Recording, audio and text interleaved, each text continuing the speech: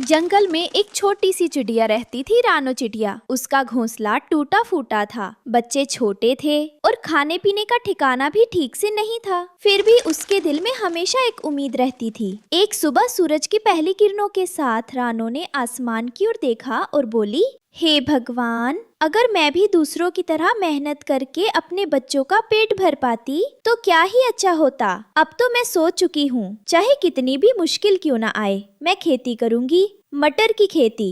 उसकी आंखों में चमक थी। तभी उसका पुराना दोस्त मिट्ठू तोता उड़कर आया। अरे रानो बहन, ये इतनी सुबह सुबह खेत की ओर क्यों देख रही हो? कोई नया ख्वाब देख रही हो क्या? हाँ मिट्ठू भाई, मैं मटर बोने का सोच रही हूँ। अगर फसल अच्छी हुई तो अपने बच्चों को खिला भी सकूंगी और थोड़े पैसे भी कमा लूंगी। बहन, तेरी मेहनत रंग लाएगी, पर याद रख, इस जंगल में सबकी नजरें ईमानदार मेहनत पर भी टेढ़ी हो जाती हैं। डर मत, मैं तेरे साथ हूँ। रानो ने छोटे छोटे बीज जुटाए। वो सुबह सूरज निकलने से पहले खेत में जाती और मिट्टी खोदती। उसके नन्हे पंख थक जाते, मगर चेहरे पर मुस्कान बनी रहती। बेटा, अभी भूख थोड़ी सह लो। जब हमारी मटर की फसल होगी तो तुम जितना चाहो उतना खा लेना। धीरे धीरे खेत में हरे हरे पौधे उगने लगे। बच्चे खिलखिला उठे। माँ देखो, हमारे खेत में हरी चादर बिछ गई। रानो की आंखें गर्व से भर आईं। उधर जंगल का सबसे अमीर पर लालची पंछी था कालू कौवा। सब उसे कालू जमींदार कहते थे। उसके पास पहले से ही बड़े बड़े खेत और अनाज के ढेर थे, मगर उसका लालच कभी खत्म नहीं होता था। एक दिन वो रानो के खेत के पास से गुजरा।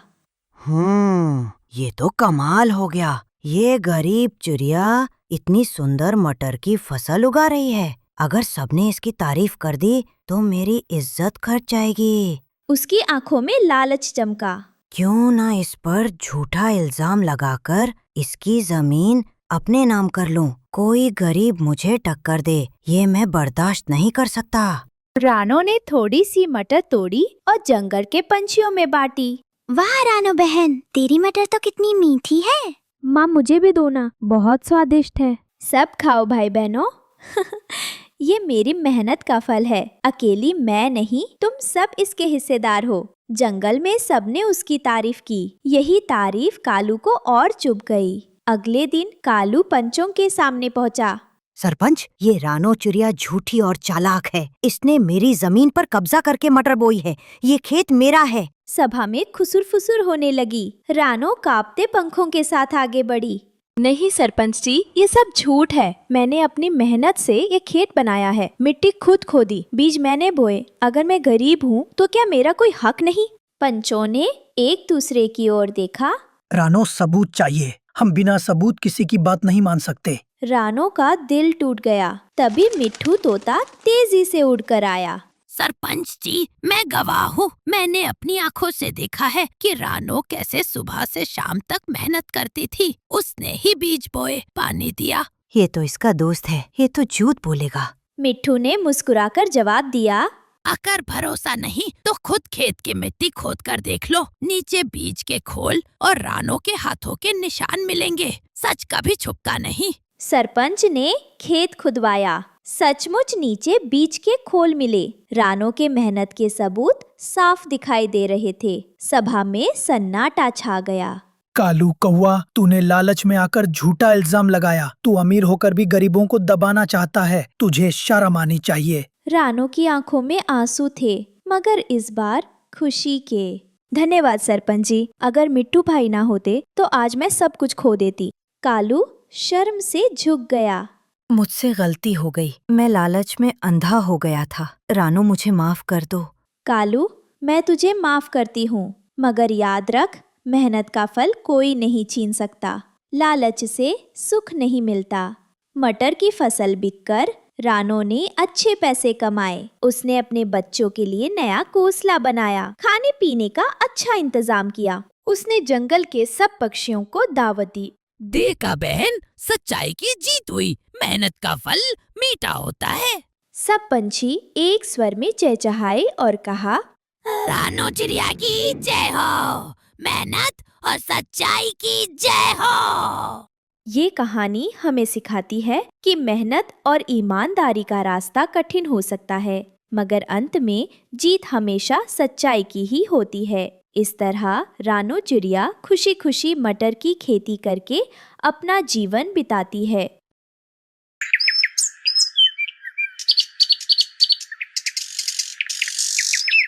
टुनटुनी चिड़िया लगातार अपने खेत में काम कर रही थी और साथ वाले खेत में कालू कौवा पेड़ की छांव में गमछा बिछाकर आराम से लेटा हुआ था। टुनटुनी चिड़िया को लगातार काम करता देखकर कालू कौवा उससे कहता है, और कितना काम करोगी टुनटुनी? अरे कब से लगी हुई हो, आओ थोड़ी देर तो आराम कर लो। इस बार बस अच्छी सी फसल हो जाए। सुनहरी बेटी की शादी की तारीख निकल आई है। अच्छा ये बात है। अरे ये तो बहुत अच्छी बात है। आपको तो पता है कालू भैया कि शादी में कितने पैसे लगते हैं। काम नहीं करूंगी तो पैसे कहाँ से लाऊंगी। टुनटुनी चिड़िया बहुत ही मेहनती और दयावान थी। उसकी एक बेटी थी जो शादी के लायक हो गई थी। भगवान की कृपा से उसकी बेटी की शादी तय हो गई थी। कुछ महीनों के बाद ही शादी थी, इसलिए वो अपने खेत में खूब मेहनत कर रही थी ताकि शादी के लिए किसी तरह की कोई कमी ना रहे। दूसरी तरफ कालू कौवे का खेत भी बगल में ही था। कालू बहुत ही कामचोर और आलसी और बहुत ही लालची किस्म का पक्षी था। वो अपने खेतों में काम कम और आराम ज्यादा करता था। अरे बाप रे, अब तो बहुत जोरों की भूख लगी है। जल्दी से खाना खा लेती हूँ। टुनटुनी चिड़िया अपने खाने का डिब्बा खोलती है और पेड़ की छांव में बैठकर खाना खाने लगती है। ऐसे ही कुछ दिन बीत जाते हैं। फिर एक दिन टुनटुनी अपने खेत में मटर की फसल देख रही थी। मटर सभी पौधों में बहुत सारे लगे हुए थे, जिन्हें देखकर वो बहुत खुश होती है। कितनी बढ़िया मटर की खेती हुई है। हे ऊपर वाले, तेरा लाख लाख शुक्र है। अपने खेत में कालू खड़ा होकर ये सब देख रहा था।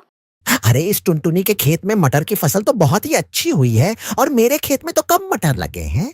फिर अगले दिन टुनटुनी और कालू अपने मटर लेकर बाजार की ओर निकल पड़ते हैं। बाजार में अभी सीजन की नई नई मटर की फसल आई थी, इसलिए उसका दाम भी अच्छा था। देखते ही देखते दोनों के सारे मटर बिक जाते हैं और दोनों अपने अपने घर आ जाते हैं। घर आकर कालू अपनी पत्नी से कहता है, अरे तुम जानती हो इस बार बाजार में मटर के अच्छे दाम हैं और इस बार मेरे और टुनटुनी के अलावा इस जंगल के किसी भी पक्षी ने मटर की फसल नहीं उगाई है और उस टुनटुनी के खेत में तो मटर की पैदावार बहुत ही अच्छी हुई है। अब हमें जल्दी से उसका कुछ करना ना होगा, नहीं तो वह ज्यादा पैसे वाली हो जाएगी। नहीं नहीं, ऐसा तो नहीं होने दूंगी मैं। कालू जी, जल्द से जल्द कुछ तरकीब सोचनी होगी। आधी रात को वो दोनों टुनटुनी के खेत की ओर जाते हैं। वहाँ सुंदरी मटर की बेल को तोड़ती है जो मटर से भरी हुई थी।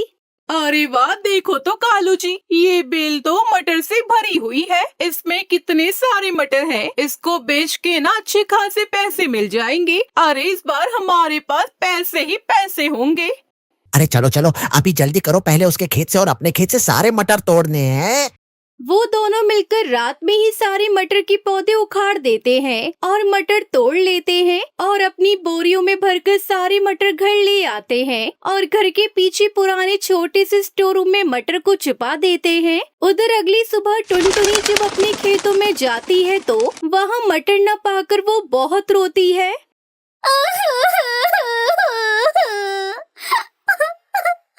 हे भगवान, ये क्या हो गया? आखिर किसने मेरी खेत की सारी मटर तोड़ लिए? अब मैं क्या करूँगी? तभी कालू कौवा भी झूठा दिलासा देने के लिए वहाँ आ जाता है। अरे होनी को कौन टाल सकता है। तुम एक काम करो टुनटुनी, तुम परेशान मत हो, सब ठीक हो जाएगा, मैं भी तेरे साथ हूँ। देखिए ना कालू भाई, जिस किसी ने मेरा फसल ऐसे किया है ना, वो कभी भी खुश नहीं रहेगा। मेरी बद्दुआ लगेगी उसे।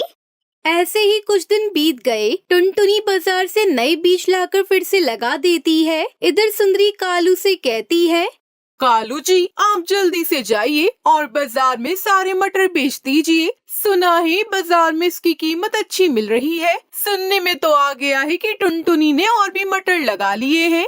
अरे तुम चिंता क्यों लेती हो, कौन सा वो मटर अभी उग जाएंगे। जब तक उसके मटर तैयार हो जाएंगे ना, तब तक हमारे पास पैसे ही पैसे होंगे।